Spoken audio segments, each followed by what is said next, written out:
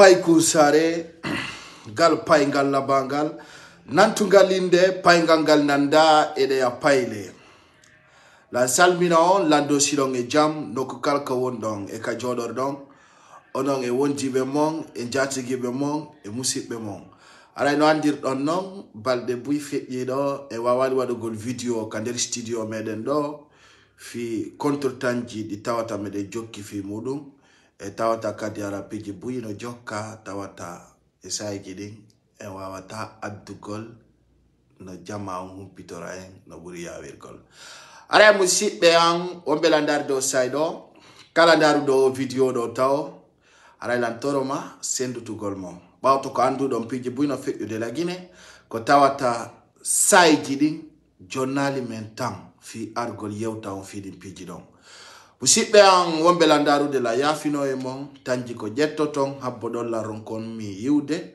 ka tawata hara no wodi mi kali ko mi jokki e no keli buyi ara musibbe de ngarde no nganditin gol Guinée yembe ben ay don anti do yonnatu no wodi yimbe tawbe ara be woni mone ko me yewtata ko naturel parce que alla okkali be façon no me wadirta don do be natu ko be dabbu fo kontuji be arabe ataka video jidi be sikko dara be wawa men ombude hunduko ara ina do andi be wi ay ko andu do mabona ma ko dum men buy andala ngayno to lantu ara musibbe an pawto ko mi andi tinta Guinée be ben fondo do manipulation jano utiri bawo ko tawata fondo do Mamadi Doumbouya imo wuggo e fenugol tawata o amata o hulata o hersata e fenangol Guinée bebe ka tawata Guinée jon tigi humpitike fenande makko de fuddike kanko Mamadi Doumbouya himo fena hay tawata penale makko den ko flagrant penale makko den hino yaltiti la Guinée fo hino suti odono Mamadi Doumbouya odo mo buri Alpha Condé hulbina de goy ça je veux dire cela Mamadi Doumbouya mo hulbini e fenugol buri Alpha Condé kanko fenay o dabba kadi fenanaybe mo ka tawata jama on yiya e flagrant ko tawata jama on yira e gite munden ka tawata jama on kadi anday ko jokki kon kadi ko fenando travers de temps kono no woni hande bawto kam mi weltanto do sukabe ben ka commune de Ratoma moko babe ben yimbe jandube ben katawata kander commune de Ratoma hande hani kanko Mamadi Doumbouya o andi o wata manipulugol bawto hande kami capti video Ousmane Gawal andi Ousmane Gawal je t'avais dit awa mego cigarette nder kapitangal hande tellement que ko mapi kanko Ousmane Gawal o tipi moire de la population o wonton parce que c'est des personnes qui n'étaient même pas de la commune de Ratoma. Mais il mobo il addi bambe to yo daro kella na Mamadi Doumbouya. Mamadi Doumbouya il était étonné de voir. Je vais montrer une vidéo en preuve. Katawata kanko Ousmane Gawal o tipino mo habbiti ko majama on kella et puis ko kambe on yawgol nata e noppi bebe fiyo bebe kellambe.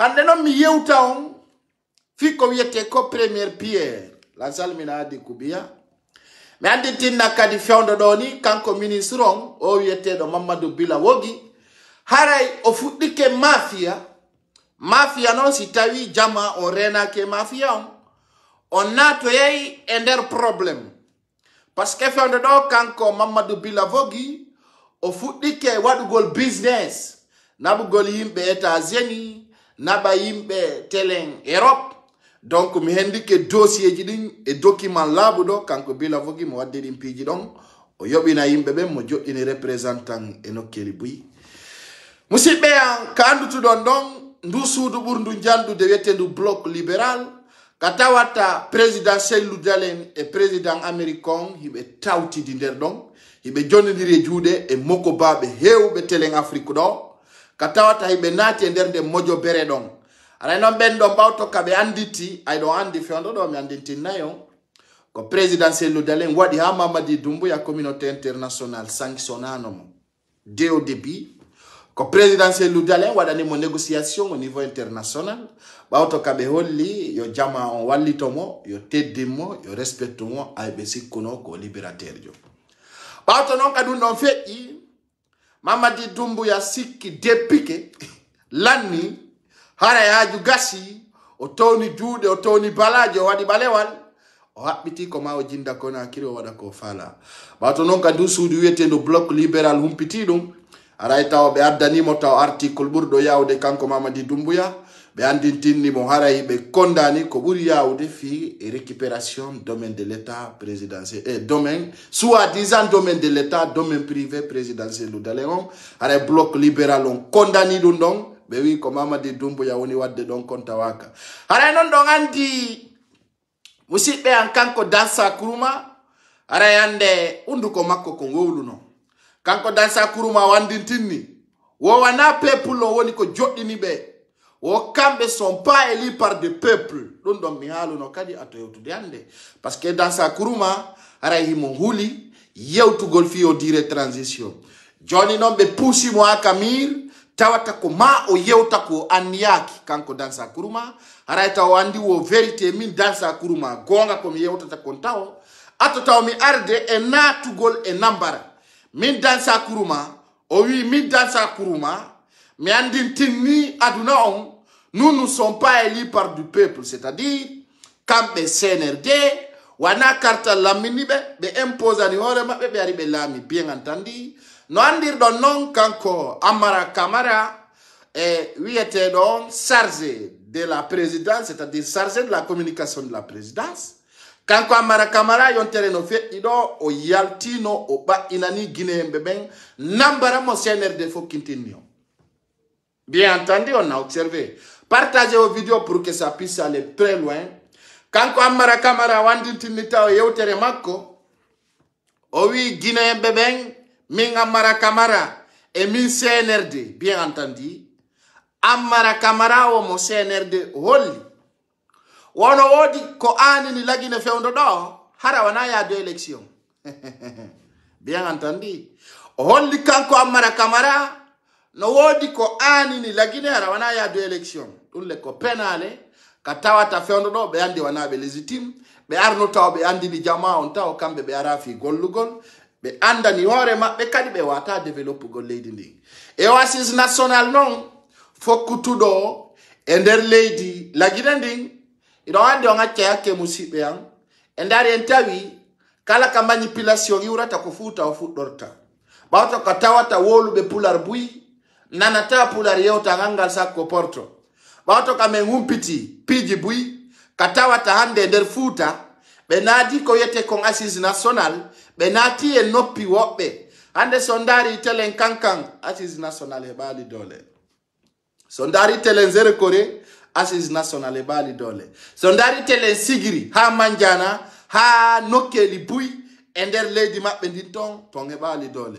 ko bawto ka mi taxi mi dari tele mamun ka maison des jeunes mi anda siko yobabe siko natube hino nata ha hino hewa hibe wola tonko be ande ko be anda telen telimile hibe da itappa be gimbeji hibe wada gidur gadur be anda mo hombo be woni wolde fimu est ce que don andi Mamadi Doumbouya sina yugol mo ka RTZ est ce que hande o yi Mamadi Doumbouya na e tele kono futa buye mon jikkini ke piji wiugol ko masala ayo nganda ko ni masala ayo nganda mo don tappande gimbe kellana omo wondo wolde inde mun don andi mo konto andu dommo don andi jikku makko don andi caractère makko kaw iwri ton taw leydi kaw iwri ton ay ben kellana limo onon konto yalto ton kellanom pour quelle raison fi hon konno mo wadani o awamo arde wadu gollon ayo muditali gite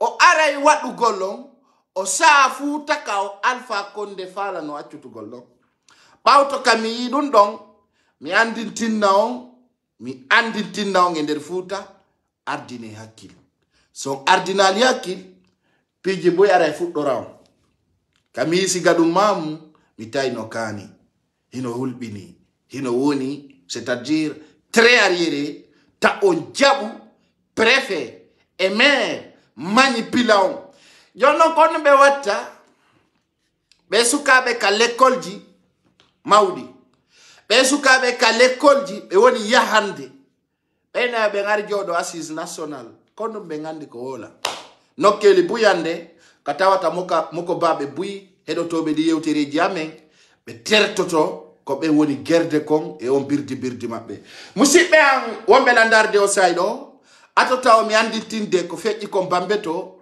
kanko Mamadi Doumbouya fenande makko nden o fuɗɗike nde hettude fenande makko tawde nden hino heɗude déception jano fenande makko tawde nden hiɓe rewde hande imamuɓe fulɓe neɗɗo on imo duwa faamude kono imamuɓe ala lagine ça je vais le dire aujourd'hui il n'y a pas d'imam je dis et je le répète il n'y a pas d'imam en Guinée qui sont corrects parce que nder leydi ndin ko imamuɓe sustalde gonga ko imamu birdi neɓɓe yahi ɓe représenti Allah ɓe susata wolangol lanɗo leydi gonga mi hollando vidéo feƴƴiɗo France tawo buyi yaali tawata so yi ɗum ɗon iɗon duwa suusude dare ɗo éditeɗo attentivement. J'ai jamais vu un président de la 5e République aussi nul que vous. Eh ben merci. Et monsieur, je vous remercie d'avoir plein d'arguments à mettre sur la table. Oui. Moi je suis prêt à débattre, vous le voyez. Il n'y en a pas beaucoup. Et pourtant j'ai pas à me plaindre moi. Vous voyez? Mais c'est maintenant Mamadi Doumbouya ko nil, mi ya woɓɓe no vala la yennude. Et pourtant il est nil. ɗo ko France ni goɗɗo darni Macron haalani mo ka haala ɗo. La vie continue. Laginta ko andirta taw jama to wona prêt a yettagol ay walandaɓe gonga ɓe monantoma. Bien entendu. Hayalandaɓe gonga ɓe monantoma. Min ko min ni Mamadi Doumbouya ko nil, mi ya woɓɓe no vala mo défendude. Ay dekkomo. En fait. C'est quelque chose qui est clair. Si quelqu'un est nul, si quelqu'un n'est pas honnête, halangol ko zéro dun na fus non. Comme monde moderne won ko wonde. Neɗɗo si ko nul o gaynata hiɗa way mo halande ya ko zéro fus kadi yaltata. Kono nder lagine be bet mi ay no woɓɓe noddami ɗo no min no Mamadi Doumbouya c'est là. N'a qu'à se faire foutre. C'est un vaurien. C'est un nul. C'est un menteur. C'est un manipulateur. Donc il doit halanede dum. Il faut que les Guinéens doivent connaître Mamadi Doumbouya, c'est un menteur. C'est un bipolaire, Mamadi Doumbouya que vous voyez. Connaître le phénomène. Tago to hulu wolu goldum. Qu'en réalité, tu as le droit de le dire. Ko woni ko wadde ko fenande na gonga neɗɗo duwa ka hulde mo haalangol ɗum ça c'est clair parce que ɗon andi ko min yewtata ko mettayɓe parce que na e faveur maɓɓe en tant qu'on parle dans leur faveur sont pour mais quand on parle pas dans leur faveur sont contre mais en sincère vérité c'est des bipeurs, c'est des menteurs, c'est des manipulateurs. Ok, les gens de non yewtu gol ko feƴƴi ko hande e nder commune de Ratomo ko wowi nde Mamadi Doumbouya no foda hara motoji no jaɓɓomo anda joni fenowo lanɗo fenowo hatta e Alpha Condé bien entendu e nder leydi ndi Guinée. Hande ka yaruɗa o e nder Conakry ɓe no joɗɗini premier pierre. Je vais le dire ici. O wawata waɗugol pont échangeur e nder Bambeto. Kanko Mamadi Doumbouya. Il peut pas. Il peut pas le faire. Il n'a pas le moyen et il ne pourra pas le faire. Dès maintenant et après, il ne pourra pas le faire. Je suis sûr et certain et je vous rassure, je peux jurer, il ne peut pas. Mamadi Doumbouya taw ko neɗɗo fenowo Guinéen ɓe wonɓe darde lamɗoɓe. Je vais vous rappeler, comme j'avais dit un jour, min ni on ɓe wawata on jonnugol passeport. Kanko Mamadi Doumbouya et Bassirou Diallo. Et même temps aujourd'hui, je vois un menteur comme Bassirou Diallo se flanquer là-bas. Il be jodi, il be anditaï, il be hali, il be wawali wadugol. Fenande. Mamadi Doumbouya ko fenande. Hay passeport. Passeport. O wawali jondugol peuple. Honto yettata. Frais de milliards de dollars. Fi wadugol. O essentiel bambeto.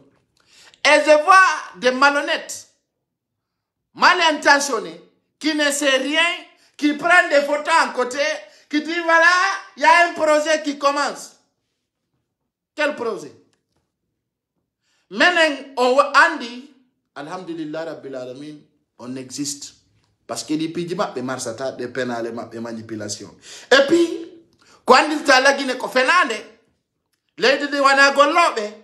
Ndebe arata war golude ko mama ya be fudorta. C'est pas des projets. Argolia ha président wadi premier pierre na be penale. Penale de tawata fenan de ngala inoku kande yowi ndi ala argument ko hombe mari contrat wad golden golle. On yata dum. Na porto itato idon no dari don no wala fi contrat. Penale de lawol no golle na inu gol me ngari me jodini premier pierre. Les gens qui vivent à Dakar, les gens qui vivent en Guinée-Bissau, les gens qui vivent dans les pays limitrophes de la Guinée, ndare bellam besi be ya joddingol premier pierre.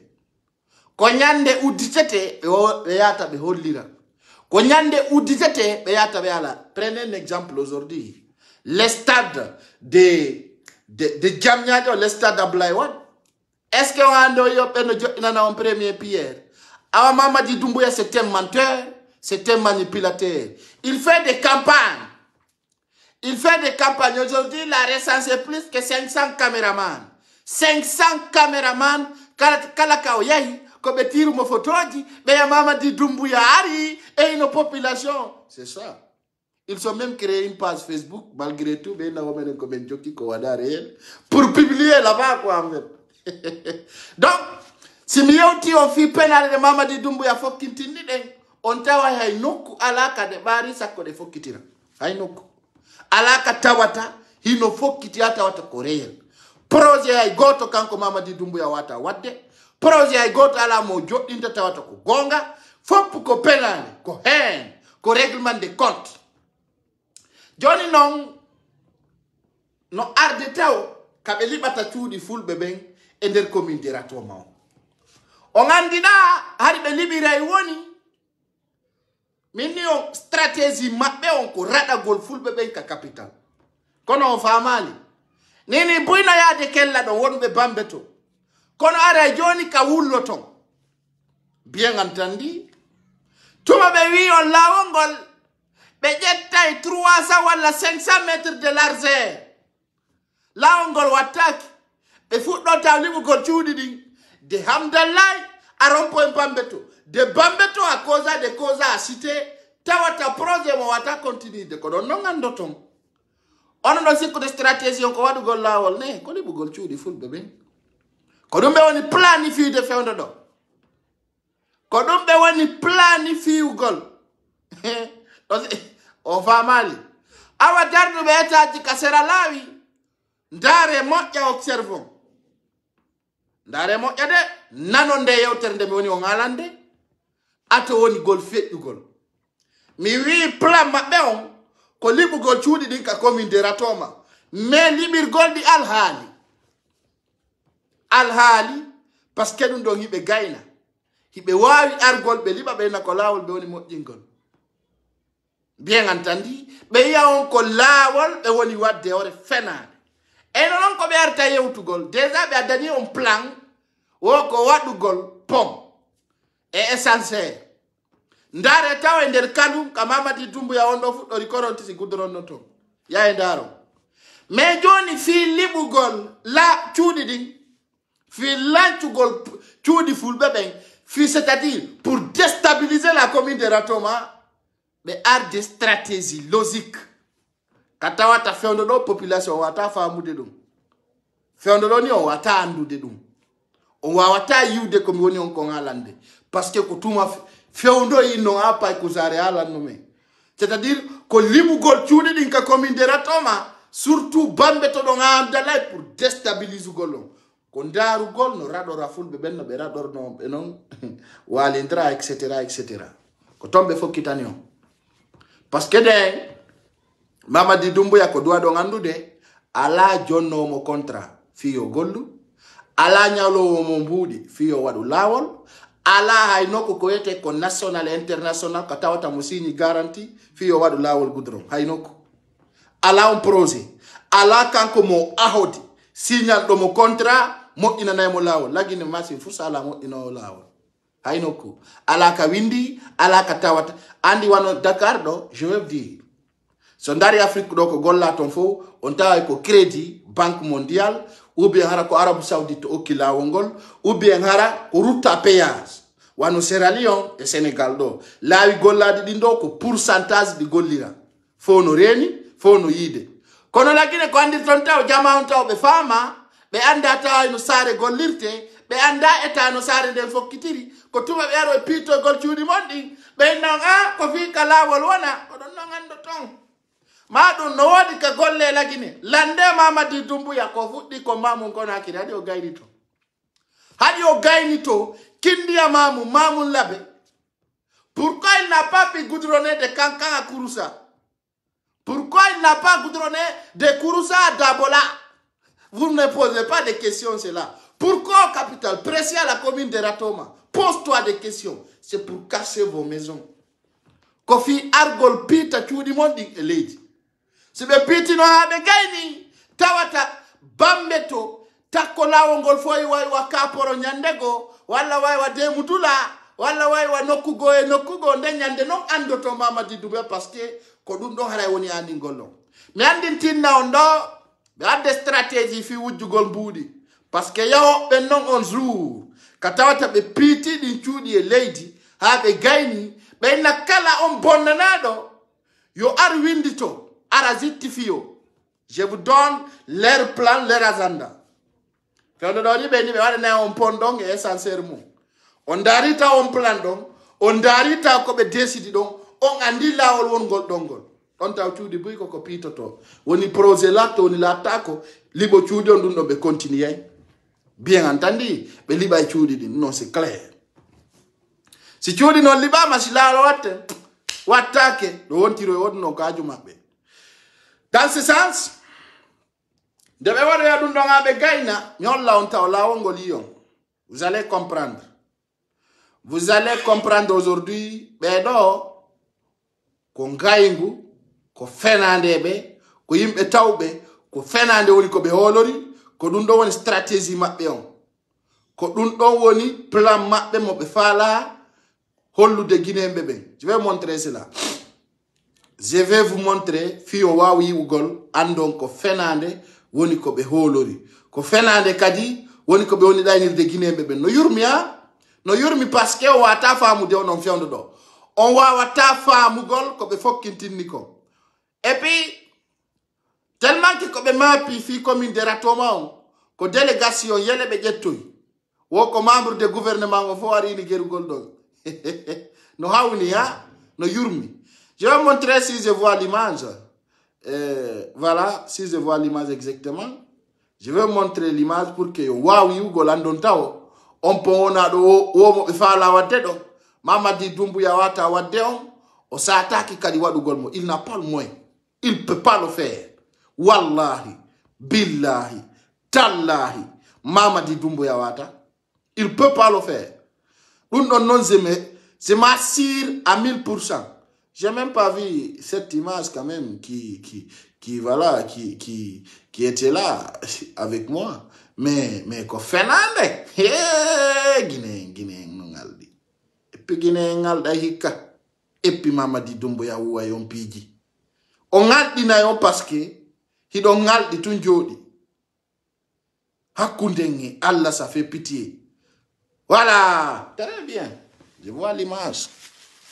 Mettez le cœur. Jama do andi bambe ton fomo. Dare do moja. Dare do moja to. Wo ender de voix jidi.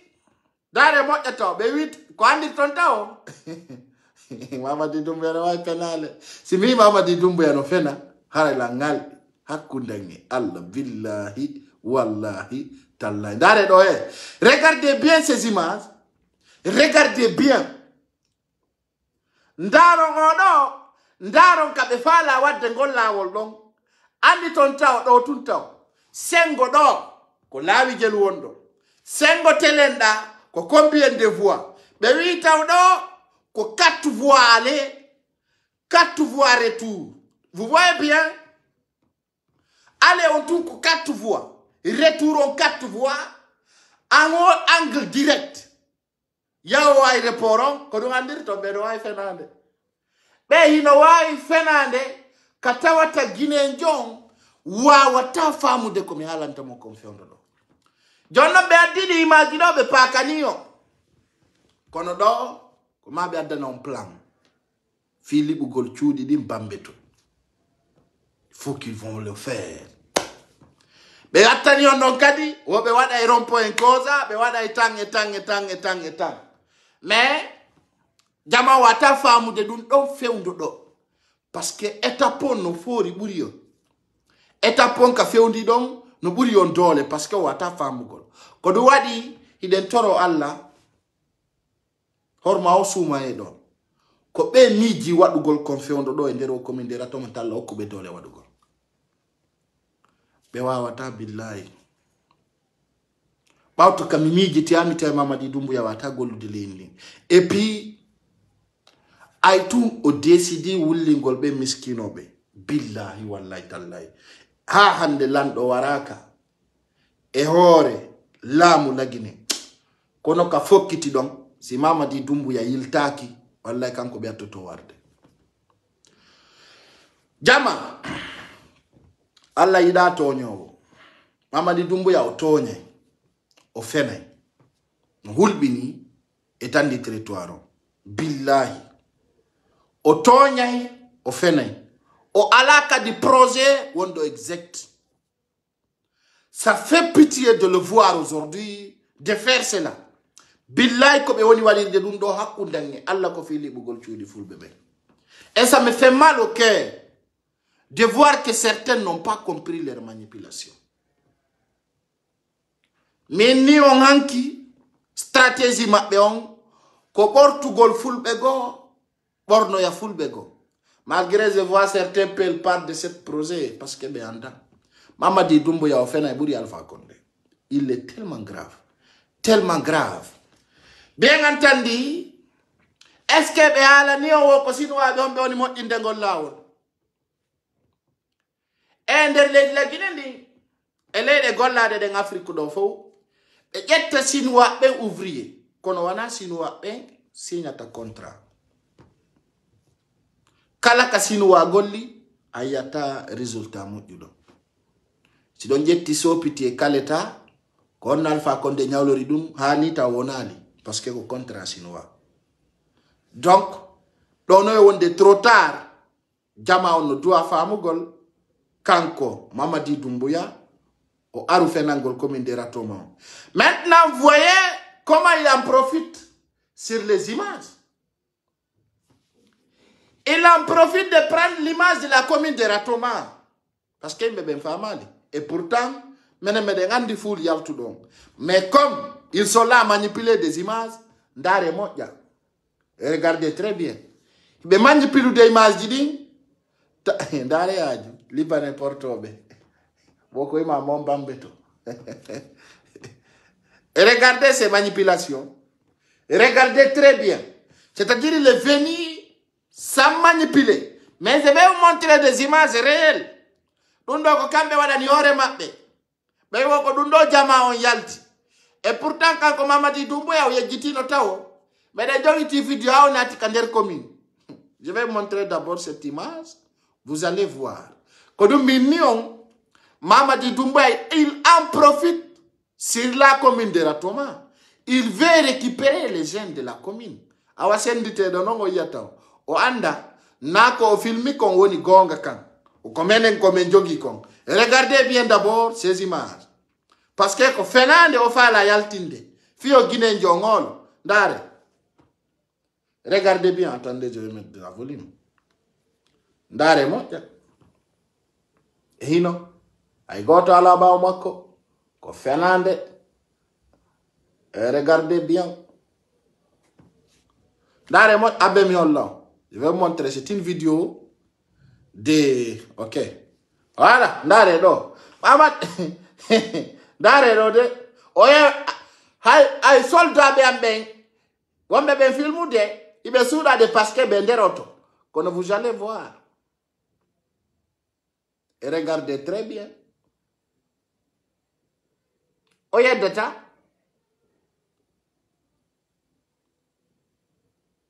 Voilà. Mama di dumbe ko kayele ardi bambeto. Dare donc. Pesi kuda mebe nganda. C'est-à-dire que be yaltinte ko mabbe kom. Dare donc.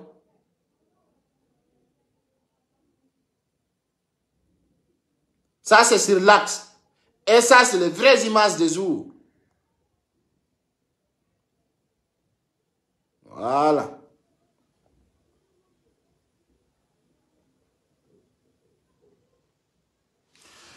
Kodo wani image des jours na tu golmo kander commune de Ratoma. Maintenant je vais montrer Ousmane Gawal tellement qu'il était paniqué. Imbe yal tout ben sont pas venus de la commune de Ratoma. Je remercie la jeunesse de la commune de Ratoma. La avocat noir. Je vous remercie beaucoup d'avoir compris leurs manipulations. John Miola Ondo, ay Ousmane Gawal m'a piqué. Au tipi. Il m'a dit la population wonto. Je vais vous montrer. I can't go tell you, I don't know. Parce que c'est des opportunistes. C'est des opportunistes. Mais à la niveau de Dampete. D'aredo, je vais vous montrer son arrivée à la rond-point de Bambeto. Non, t'as rien. Parce que oui, mais quand on a vu, faut pas me dire que si vous dites, je montre la vérité. Ah, quand on a vu, si la réalité, c'est pas moi qui a fabriqué ces images. Mais il faut que Jama on femme, qu'on nous ni gonga kan, qu'on nous ni Fernande. Quand il y a tout qu'on a RTS, il faut qu'on manipule. Qu'on Fernande. Quand on a mis des water, mais il y a na yimbe ben gonga kan. Mais anda a ko dundo fe, ko do ni gonga kan. Ko da ko Fernande. Marsatade, mama di dumbu ya ko mi ngali mi so finti. Fernande de be, bata de marsata, mais il faut qu'on va le montrer. Voilà. Awandare do don't arrive mako na me olla do ka Ousmane Gawal parti ugo bi do da do. Dare do. Regardez bien. Regardez. Hein. Non là on do John Ousmane Gawal.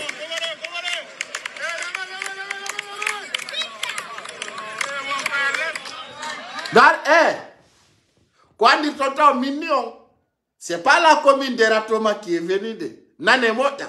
Ko yibebe yombo yi. Non, Kogola, là, je ne peux pas t'appeler. Là, je vais vous dire, quand il me dit que commune de Ratoma, na ka commune de Ratoma, je vais vous dire cela. Na ender commune de Ratoma, on ka yimbe benjeta. Na neta wal benta wo lever les mains, taper les mains. Et na ngandira ka dunka. Il y a un nombre qu'on est kander commune de Ratoma. C'est pour cela. Hey, quand il me dit je dis bien. Quand il me dit parce que be jama on yaltali. Be jama on yaltali. Mais on l'a on Johnny Ousmane Gawal tipi. No wala na be kobe wola. Ça je vais montrer dans ces images. Hein. Je vais montrer, vous allez voir avec des preuves. Mettez le cœur et partagez cette vidéo. Quand on a yurmi, quand on a une déception totale, mais il comment de déplacer à Imbego Beada? Kola. Gente domoja. Écoutez attentivement.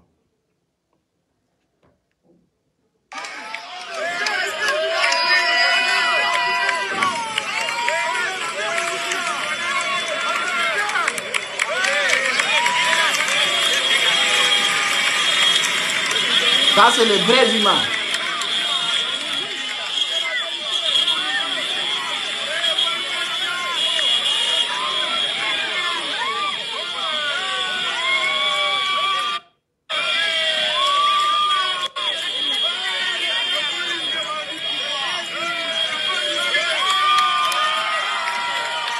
Dale, non.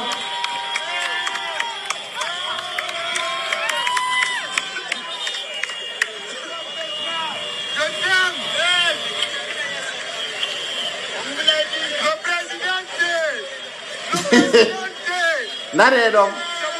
Voilà, vous allez voir tout les gars, attendez. Hey. Hey, Yag.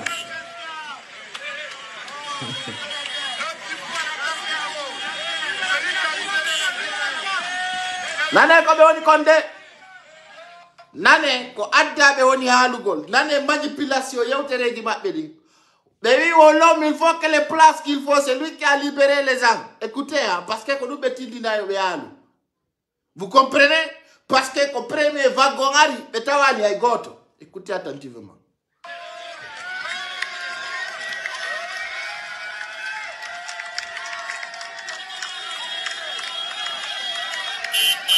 Voilà.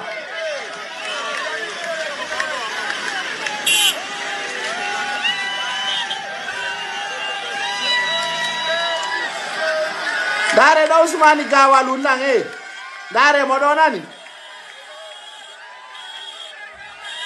Oui, Ousmane Gawal bo typique kude jama wala mondorde. Regardez bien. Que nous minions, c'est de la manipulation très arrogante. No hawniya Dare do Ousmane Gawal le type na jama ko be hala. Na figiru hulbinidu. Dare, pourquoi je parle cela? Parce que Bous yali au photo, au image do, comme une tujo giti mo feondo. Ousmane Gawal, Dare mo bien, ko dum non no hauni. C'est tellement grave, regardez bien. Regardez lui, hein. Dare mo ja, Ousmane Gawal, le type de Johnny Abde. Regardez. Oyi mo Dare mo oyi ko fi mo ina yo bebe sonku. Oyi Ousmane Gawal, regardez bien, oyi mo ino mo. Voilà. Vous le voyez? Maintenant, ko catastrophe. Parce que Dumbu ya wari o fa no katipago. Il était dessus. Parce que ko wibe, ko be prépare be ko be yalti na ka média international. No hauni, je vous dis ça. No hauni. Ousmane Gawal Joni no garde corps. C'est tellement grave. Vous voyez? Parce que nous n'avons comme une tout wawata on yalti nangole. Et cette image aussi, c'est moi celle qui le détient actuellement. C'est pourquoi je vous montre.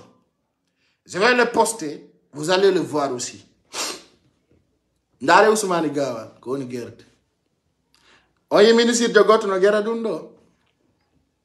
Parce que ari ora siribe ko kanko jogiti lax. Ko kanko jogiti commune de Ratoma. Hande no sans doute. Et regardez ce qu'il fait. Oye, on a te jama ndara alimu.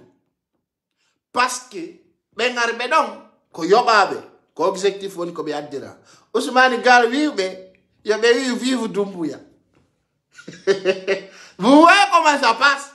C'est une manipulation sans base. Non, on y a parce qu'on va tailler de comme on y a de faire. Vous allez pas voir cela. Fait on donne on va tailler au goldun non d'arrêt. Oye, mon. Regardez. Dare, mon ami. Dare, donc, Ousmane Gawal, yalta, hey. Oye, mon, hey. Quand on m'a qui salou, ma hey.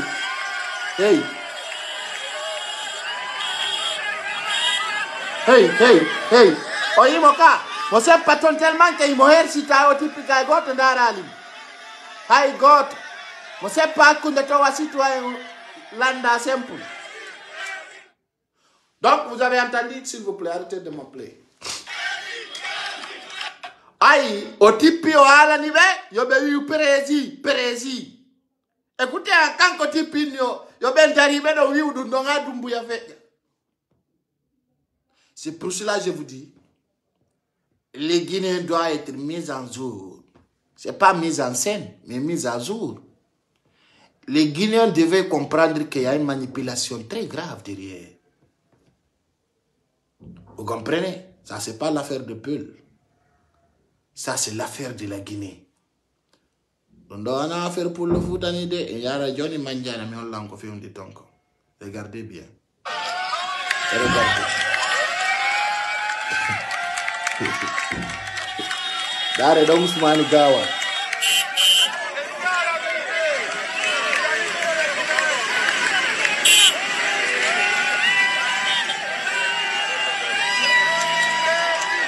on yika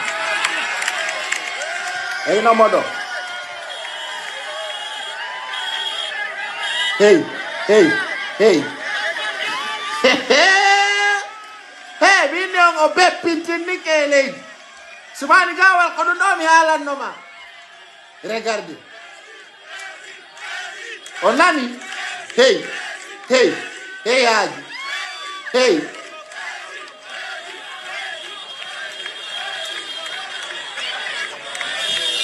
awa ino image wonɗo vrai ɗo ko kawo yatani on yika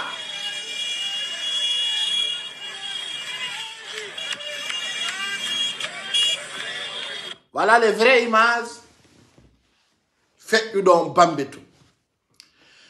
Mais pourquoi je le dis Ousmane Gawal a sikkuno ko mi haalanma kon mi añe ko gonga mi haalanma. Et cette image-là, c'est au terrain. Faut puis qu'on la bosse. Hande ka zéro, ener commune de raton. Jama on hatta baby na mawo, ko fida won de gardima, be baby teno kadi ayon. C'est clair. Et baby teno vrai. Yalta fous. Tawata la ko hala. Kono wana hande bi jabotoma. Ousmane Gawal, je vais te dire, Doumbouya a pris notre cela. Je te le dis, hande kadi mare mandi todo. Si Doumbouya sofinaka enderde yon teredo. Ha ele biara ididi. Mama di Doumbouya huwa Ousmane Gawal huwande. Pullo futa fo jangai ndenyande. Minon halika no wodi kamitipisi mi hali. Miwi o décevait Ousmane Gawal sera étonné. Mi anda sino henanimo. Be da ude o andi sabonno.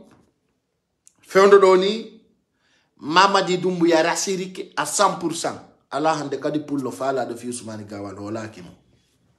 Hay hala makko goddo jogitaaki sakko teddine. No arde non e nder say ka tawata Mamadi Doumbouya aray libugol 16 RPG wondo on aéroport. Ko don no woni ko foti ko. Ko sumano mi andi tinta manika de Ousmane Gawal na pullo de. Ko serviteur jo CNRD. Ko nde nyande non labanta on ko honno be rewnanta Ousmane Gawal ko kani. Mi wi e no plan mabbe on. Tellement que hande ay communauté internationale on fala ma base orgol fi suudu sellu dalendu fi bidugol be do le 25 ay don hande nous sommes les 13 o bloc libéral on wadi article ore mo be aro yay libugol 16 RPG wondo on aéroport be na donc au domaine de l'état be na be hettay be ara be liba wona ko be libiri don wana sellu dalentu libana. Bien entendu, parce qu'aujourd'hui, il y a des articles qui sont sortis, soit disant que libali ka sudia, libali ka kari, ka selu dalentu be libi. Jono fiyo raison donc, aroya libugol 16 RPZ wondong aéroport. Ça déjà c'est dans leur plan. Donc yo dun don kadi no arde, yo jama on wono clair et net. Si biaro ino libugol mo, conseil don non, ben klignata Ousmane Gawal. En na bien, parce que comme mignon kon, andite mo, yabe wi on taw, mbudi darnirte di l'école mo be promion, ka suudu sellu dale woka ka ministre d'habitat di wata, ka budget habitat, woko don budi ngi wata, ko don mignon don marsata, opo mo be fokkintindi do, hande be depuis premier pierre hande wayro tombe yide don kadi nyanda non sino henani on hande be joddini premier pierre et dernier pierre on yitata be don mare non do be jonnale o ay datte dele konde be wattaka o ko pierre be ari be joddini fuddagol yettugol saakun sima e birkije helde inna no fuɗɗade golle ɗum ɗon on yi c'est clair et net telen ka selludale nda ɗon kadi ɓe inni on ɓe joɗɗini premier pierre ɓe addi tolu ɓe waɗi ɗon kadi hatti ɗon jango kadi ɓe fuɗɗoto nokkugo ɓe inna on ɓe fuɗɗike waɗugol pierre nokkugo e nokkugo bien entendi de ɓe ara noon liɓugol on 16 ɗon hara ɓe créani Ousmani Gawal probléme nokkeli ɗin fop e tandi territoire o fop ɓe inna joni ko Ousmani Gawal woni wadde ɗum e ɗum ɓe ittimo ɓe wattanomo ɓe faala on ko on suma noon yiya ton ko foti kon e ko yurmi kon jon noon wonana c'est à dire objectif maɓɓe on wana Ousmani Gawal ɓe monani ko kala pullo Fuuta gaynowo ko yoɓe elminmo ay noon wiitiɓe leader ɓe ɓen andali ɗum ko ɗum woni ɓe soñjude ko ɗum woni ɓe soñjude ay ko wiiti ko leader andali ɗum en réalité ɗon ko ɗum lettata on soñja on bien entendi fewndo ɗo ni e nokkeli buy ka tawata telen ka maɓɓe ton en yiyay ɗo image wonɗi feƴƴude tawayɗi ko image ya réalité e assise national on ka tawata nokkeli bus jama on no duwa famugol kon ɗum fewndi kon ɗum woni yahude kon ɗum woni fiyo assise national o assise national ɗo ko boycottaɗo ha gasi ha lanni ka tawata fewndo ɗo wiɓe en profitude jonnugol yimɓe mbuuɗi e nokkeli goo ɗon ndare ɗo attendez je vais montrer vous allez voir de bonnes images voilà kono ɗum ɗo fof ɓe yaltinta ka RTG ɗum ɗo ɓe yaltinta ton ɓe yaltinta ɗum ɗo Dabola e Manjana ndare ɗo jama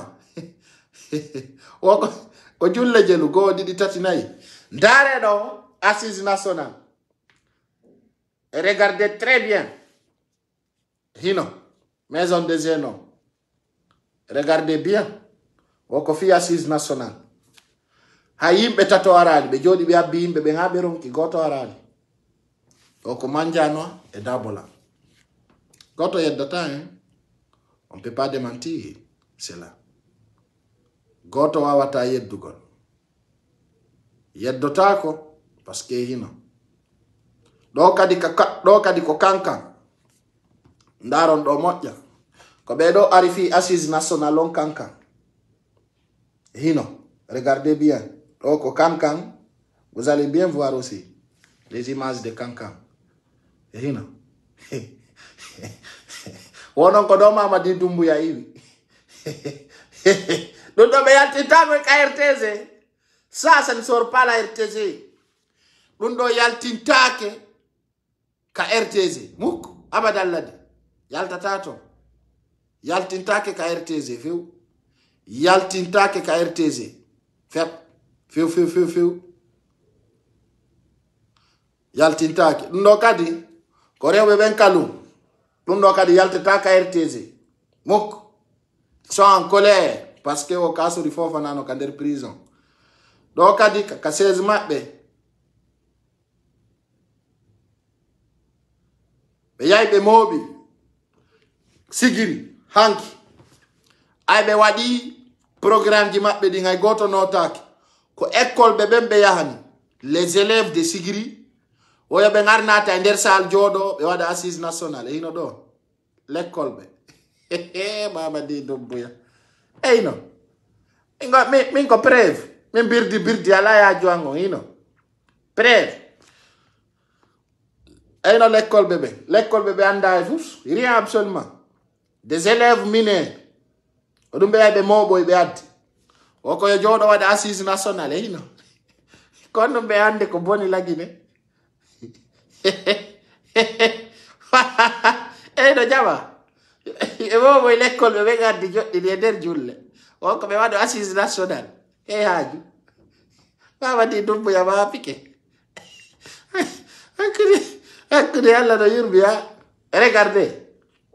regardez très bien des élèves kon ɗum élève mari ko concerne ɗum fi assise national honɗum donc ɗi piiji ɗo ko duwaɗi hollirede fiyo jama on andu kon ɗum fewndi kon ɗum woni yahugol donc dans ce sens koma jama on anda o assise national ko enen hudimo itti firay makko ko assise national mo ala nafa assise national mo wonata hande wonata jango donc di piji do ko yo andu ko réel ko sincère assise national on ko fenade ala ka tawata mo hikki bawto non ko jama on duwa andintinde Mamadi Doumbouya ko fenande o jokki o duwa ka taw wadi golay assise national tawaka e fi leydi mendi tawaka e programme fi leydi meden di hande Mamadi Doumbouya tout simplement ko yo landa ko yo yilto e golla o ngolo fokkiti sonani sonanali yon ko arata kon d'ici le 25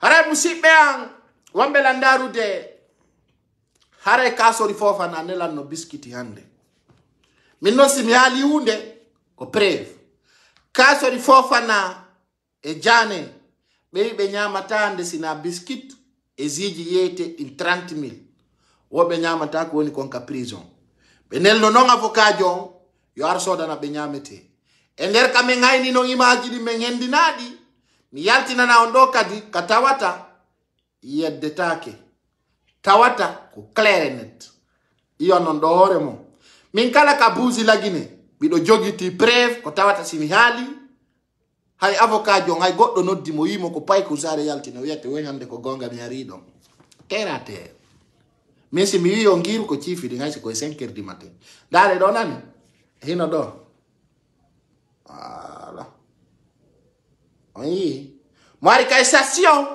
soda encore ko supermarché be innata dum lagine ka ko honno supermarché bien sûr hino do dare do voilà voilà ima oyaddata goy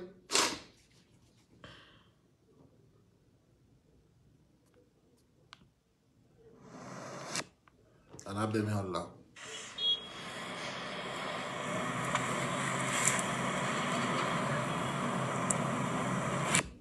Ala. Onati kanere station. Mi la mani soldat be kona kiri forum.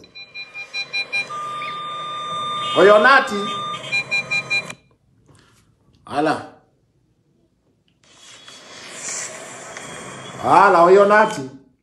Wari osodi biscuit moja.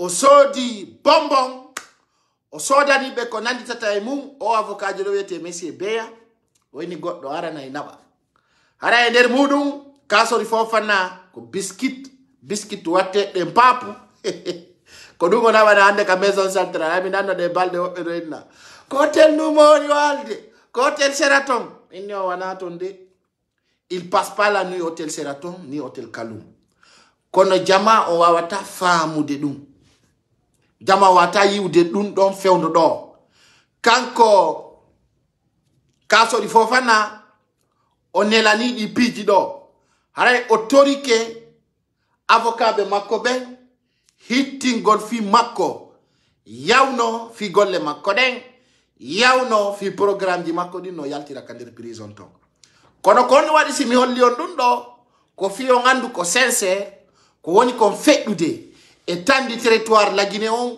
ko hunde labunde ko tawata ko preuve wonde yarude enen en ala yewtugol walla jetta piji yimbe adda hollira ka tawata gonga ala sincérité ala ko do wadi nous sommes différents na hala kantu preuve jokkore haray non do ngandi hecciti hanki kanko avocat jo international ay do ngandi kasori Fofana o wujjuno awoni international o jetti kadi avocat o international ben avocat be makko malien be e sénégalais be hewtuno la Guinée be andintinni non kambe hibe kondani no kasori Fofana aritirano be wonana haray non jani andintinni sonsoli ko woni kon ka maison centrale hande o yali sigamu kanko jani holliti e kasori Fofana be wi lette e salte ko woni kon ka maison centrale no tiidi e tampere nde e nder maison centrale on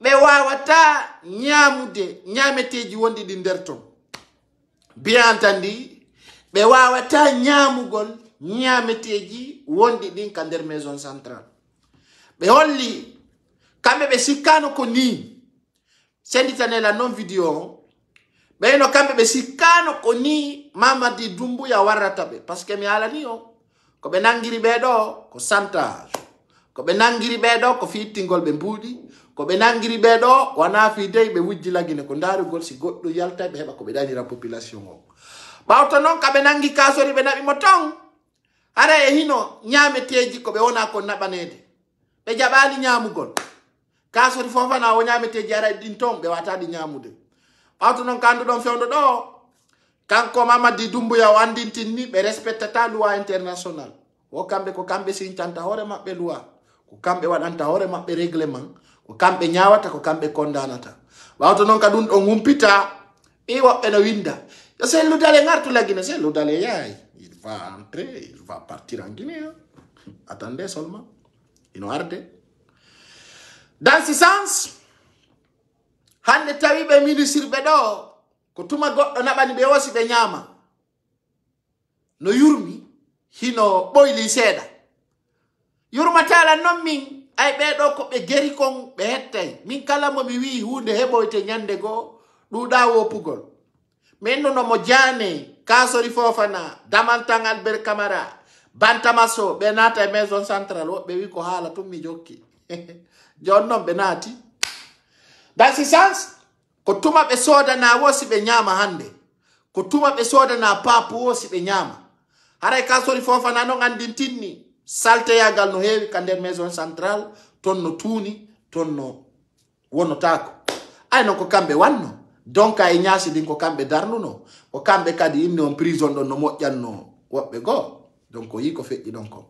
haray non les mal intentionnés si men yewti Philippe ji do benda woko men hene woko men rankle woko du ngatta pullo lamo no si goge kan wo lamata goto muno ko sincérité ko tawata no laati labal e nantodiral si dun don gasi haray telen ka maison centrale don andi jane woni sabu ko colonel Alpha Bari Soka haray non hewtugol jane nawnuno ha ka prison sa nawni goto ndarata ka prison sa nawni ko antu ngandi on no gerdata haray non ay jane tawi marsata haray no nodduno non ko wiyete kon butti o nodduno colonel Mamadou Alpha Bari o yobe wadu pe kono wiyete pe o ko be jonnir juude be muññondira be yaafondira kono non min en tant que Paykou Sarr min Paykou Sarr asoka talan weldite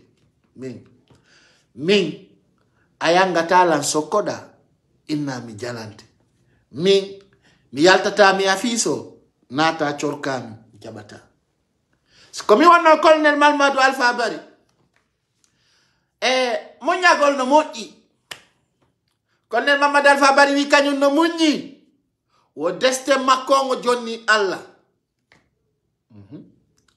Allah no tike ma addanima jane ha tawi joni ko tinde e tasande e Allah waɗi ɗum Allah ƴetti jane ittimo ministre naɓi mo ha kam maison centrale tay so fini bimbi ko kanko e colonel Mamadou Alpha Bari watta tinde e tasande intervention ala wikulo ala jane wi ɓiɗɗo an o yafola ko mi addirma ko kaso ko fi defandugol ma colonel Mamadou Alpha Bari wi kañum landaki mo ɓe haldi woɓe moƴƴintinni ka nder prison ton es coming tawi landon mi hoppete vrai bebinte jemma ñalorma puccinte vrai piyet e Allah mi baka awatala nadde kaso duuɓi ara tawa mi nder to wiya koye waɗu pee aray noon ɓe holli colonel Mamadou Alpha Bari e jane ɓe jonidiri juuɗe o waray ɗum ɗon ɓe haldi ɓe welditi haray noon ɗo gandi o inteɗo Ousmani Kaba min nuno ko tippinimo kon ka avion ko ɗum naɓata mo ñawore biyegan tandi ko tippinimo kon ka vol ko ɗum naɓata mo ñawore haray noon kanko Ousmani Kaba o yewno ka sisma Ousmani Kaba yayi no wuggo Ousmani Kaba yayi andi tun si a noddama ñawore da huli aray reedu ma ɗum no taƴa ɓernde nden no utto ɗum no insérimantala bi fata ko ara giɗi giɗire nden no yura dowga gungare nde Dans ce sens, Ousmane Kaba holli minatu no kabe noddi timmi don fi landi tagol ko wujjako. Ara no be fuddor no programme makko 2010. Katawata o wonno ministre. Ara be landi Ousmane Kaba piji buy. Kono don andi mi hala ni on du suudu don ko suudu itirndu yimbe mbudi. Si be noddima exemple be landi kama $50,000 a walli lidi ka hore tabal be yayahu. Angon taw hay fus a jogitaki hi be na hay fus angon a jogitaki si be nyami di adi lanni be noddita makadi kono hebi jane e nandi oy bantama en fo yobi bantama en Albert Damantan en bendo yobi mbudi on Ousmane Kaba o lali ko yobi konka kiefto o alali dundo o andile mi do andi himo andi langandi o yobi mbudi kala natude do yobi be yande kadi angon taw dossier ma yo walo ko det be woni be joddinde det hakkunde ngi Allah dans ce sens maintenant Ousmane Kaba ko be tippinire mo ka biyo ko fi nyaawugol mo yimbe be futtino gol no ko fi onno ngonata ko onno ngonota no ikasudi sariato ay fu yo bonna on nabi moto honno nabi moto honno nabi mo ayo yayi o joni no tollere didi be halti jetto sini o walli ni kalisi ayo walli ni benne o yaw ko kambe kadi nabi mo fi mo FM de kambe nabi mo yo yaw wola o yaw woli kono yalti taka leji lagineto awa o busa do o busta hare non jama hare IFR andintinni neddo no tong jandudo ka IFR onon kadi andintinni jamao hare na yo kasori Fofana accite nayo wadane liberté provisoire andi ko dum be nata mo kala no habbi goddo mo kala no habbi nyalande munde on don holli wo kanko non ko monanaki kasori Fofana kono sibe acciti tun kasori Fofana o dogay o sibe yaltini kasori Fofana ka maison centrale be addi mo liberté provisoire wo ko denyande be wayrata mo wo kasori Fofana yalta e leydi ndi mi ala non e say minno ministre be buino faala dogude kono yayi ha way wasi be holtoto benno be jodo yande laamu ko yoton ko hino hawni jonnon jama bambelandarde do ko numéro lagine ni accelam bippugol joni non lagine ka fewndi do ni o say do be fulbe non yawnobe ka kasori Fofana non to wondon o yifi aduna be fulbe yawnobe wi ka kasori Fofana mi to ngay jeli sayon mi to ngay jeli sayon mi jeli sayon ton ka kasori Fofana jeli sayon kono wala to benna ma ko politique dum fala do wade politique ko politique okay ko gonga politique kono do dono hawni de mi to jeli sayon onon kadi on yi jeli sayon ton jeli sayon yawno ton jeli sayon yawno ka kasori Fofana o amani kasori Fofana o wadani kasori Fofana birdi les artistes politiciens don no fo yi ndari ay mi to jeli sayon mi ndari ha mini mawbe ko wattonga ndari mi tay de ko jeli sayon ni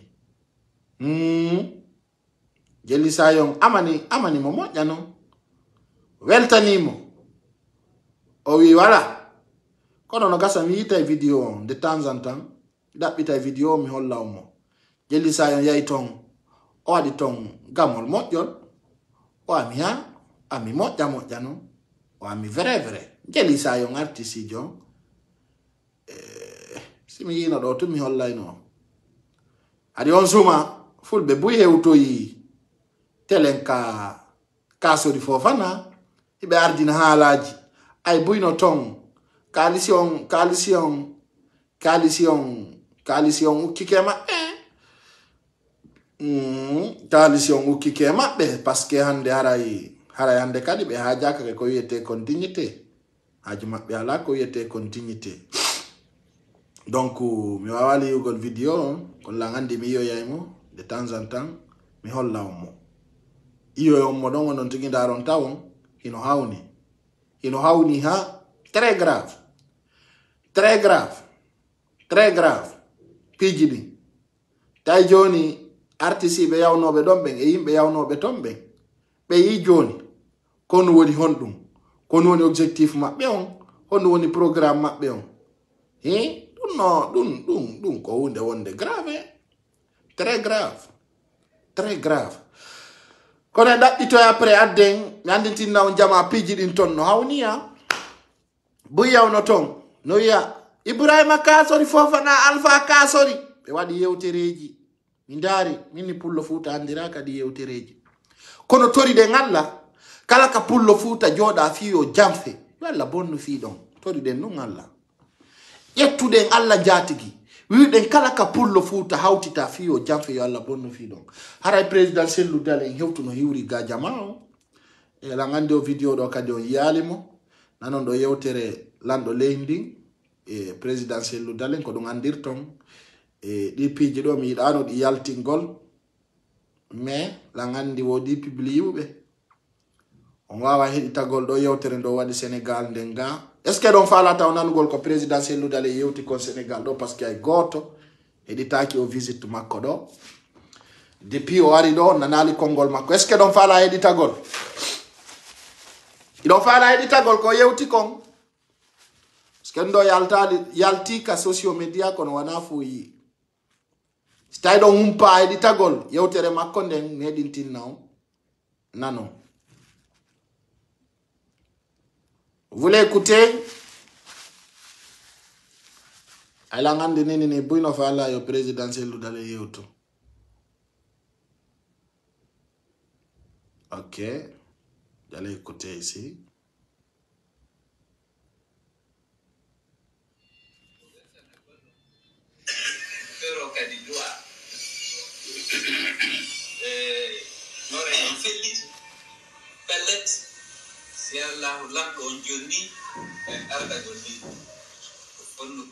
Abede on do be yawno hiwragol wobbe be medintinna on do ara ko video mabbe on tigi si jabi yaltugol tawata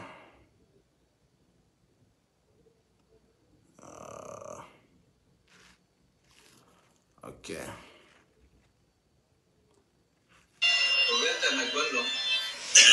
Pero kadidua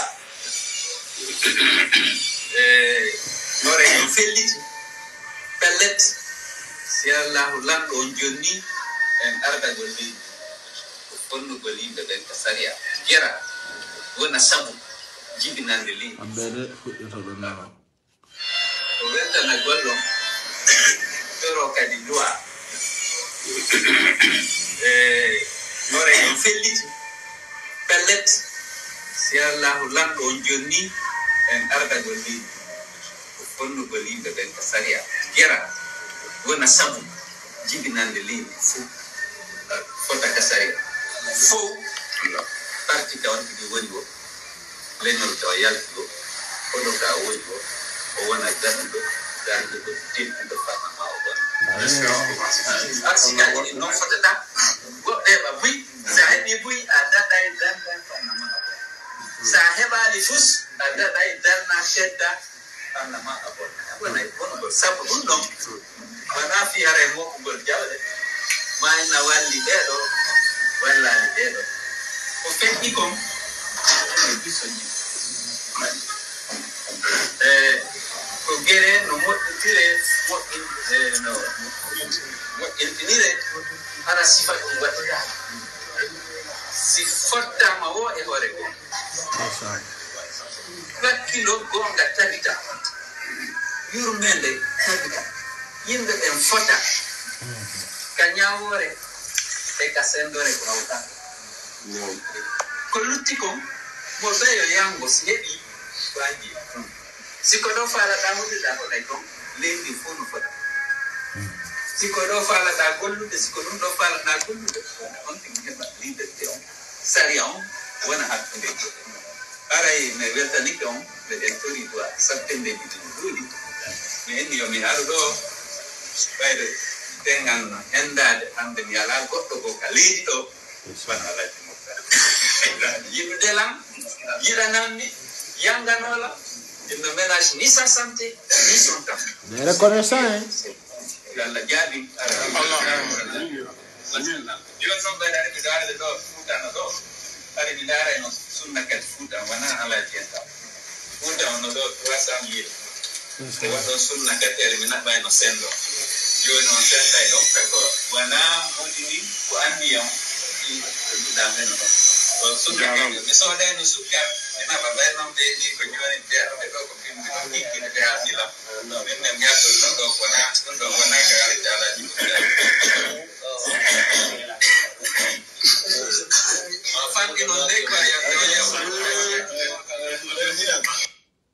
Donc ça, c'est à Dakar pour vous dire qu'il va bien.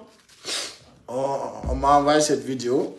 Donc c'est pour vous dire, il va bien. Le président Cellou Dalein a tête aux épaules. Il a tête tranquille aussi. Je vous rassure, il sera le président de la République. Soyez rassurés à 100%. C'est une question de temps. Question de temps rapide. Mais il sera le président de la République. Parce que Andy, quand on est au de temps, FIFA Lugolmo. Il faut connaître l'homme. Yeah.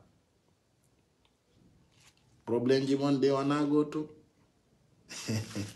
Mais, vous allez écouter cette vidéo et vous allez comprendre encore.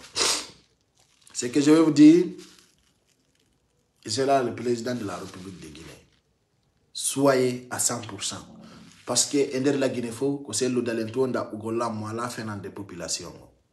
Il n'a jamais menti au peuple guinéen. Au Djabali on fait n'angol. Ara musibe Endaro to wanodo. Fi wawu dartugol vidéo on be wawali ben darugol kala hawro do vidéo on ko yo sendotu. Et je vous souhaite une excellente soirée. On se retrouve demain soir à partir de 21h, Inch'Allah. Je vous embrasse. Bye bye.